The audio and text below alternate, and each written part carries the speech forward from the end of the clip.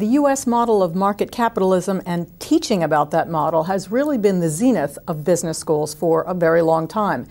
Is that now passé? Let's find out. Zhixing Xiao, you are Associate Professor of Management at the China-Europe International Business School.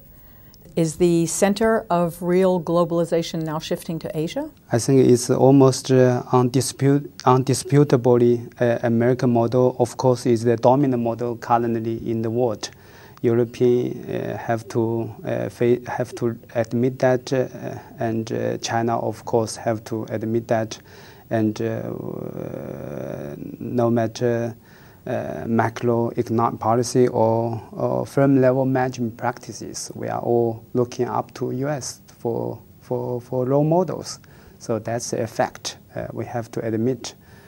After World War II, the American model is their model for us to learn from. Yes, but a new model has to be emerging after this huge financial crash.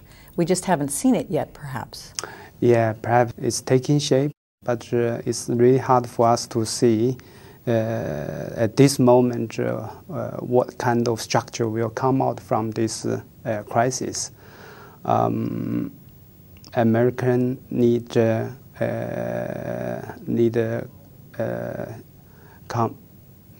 do some restructure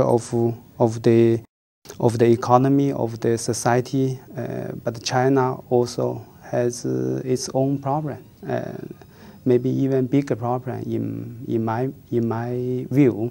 So not necessarily China is going to take in the place of America. I think that kind of symbolization is very risky.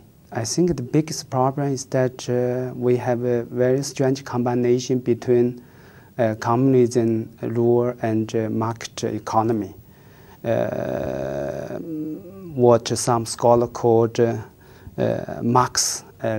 Marx-Leninism. It's not a Marx-Leninism. It's Market-Leninism. Yeah. So on one hand, we have the superficially we have all the market mechanisms there, but on the other hand, the party is still playing the father figure. It's still the decision maker for almost every important issues in China.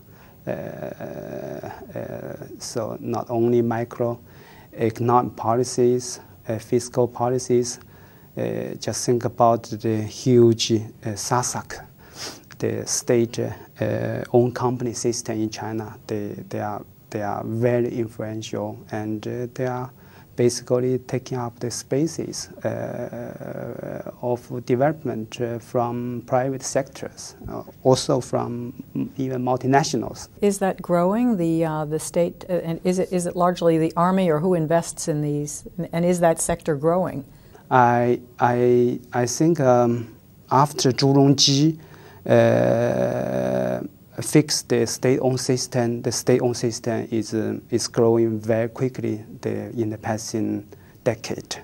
So they are start to have a negative impact on the growth of other sectors, especially the private sector. Do the students whom you teach see this, understand this, or what are they interested in? Our students are quite balanced. 1/3 are multinational, 1/3 are state-owned, 1/3 are from private sectors. So to be honest, we need to be very careful in the classroom, not to offend any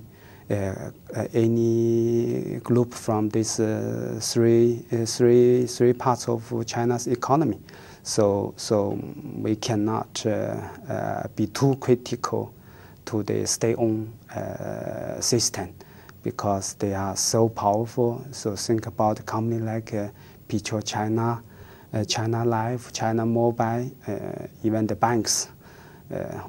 Still, most of the banks are state-owned in China. They are all very, very powerful organizations.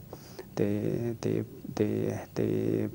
profit is in the number of hundreds of billions Chinese yuan annual profit. So imagine they are very powerful, and we need to be very careful not to be too critical.